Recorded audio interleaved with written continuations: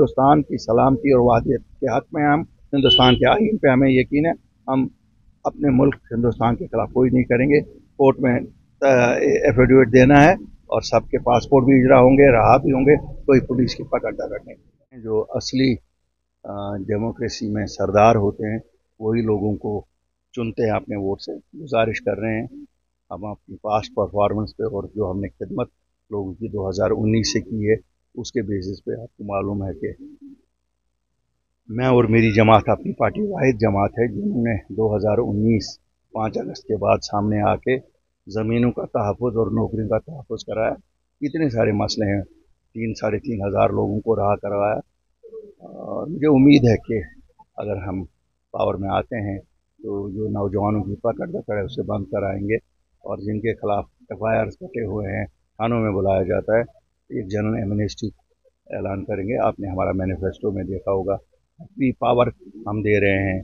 300 unit गर्मियों में, 500 unit सर्दियों में, old age pension, window pension हम 1000 रुपये से 5000 रुपया करने जा रहे हैं। 2 लाख सरकारी नौकरियां और जो अनएम्प्लॉयड ग्रेजुएट्स हैं या पढ़े हुए लोग हैं, बच्चे और बच्चियाँ, उन सबको हम स्टेपन देने की अपने मैनिफेस्टो में वादा बंद है।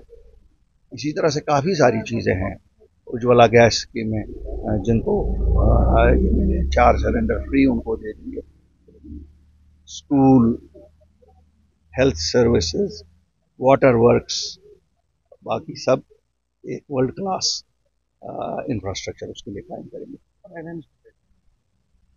देखिए, हम तो किसी अलायंस में हैं नहीं, न हम किसी पार्टी को सपोर्ट कर रहे हैं, न किसी पार्टी से हम सपोर्ट ले रहे हैं। ये ज़रूर है कि 87 की बहुत बुरी एक्सपीरियंस है जब कांग्रेस और NC का अलायंस हुआ था। 2014 की बहुत बुरी एक्सपीरियंस है जब PDP और BJP का अलायंस हुआ था। इसलिए हम अलायंसेस से डरते हैं बहुत। अलायंसेस का जम्मू कश्मीर में लोगों पे बहुत बुरा असर पड़ता है, क्यों अलायंसेस से इन जमातों को लगता है कि वो कत्रो बतर कर सकते हैं लोगों का, लोगों के मफादात का, लोगों के एहसासात का, लोगों के जज्बात का।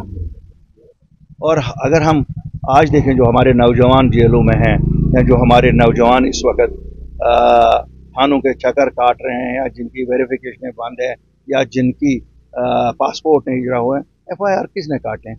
ये तो वही सब हैं जो 96 से अवामी सरकारें बनी, चाहे नेशनल कॉन्फ्रेंस की सरकार बनी डॉक्टर फारूक अब्दुल्ला की सरबराही में, चाहे मरहूम मुफ्ती मोहम्मद सईद की सरकार बनी, चाहे फिर उमर अब्दुल्ला साहब की सरकार बनी, चाहे महबूबा मुफ्ती जी की सरकार बनी। ये FIR तो वही हैं।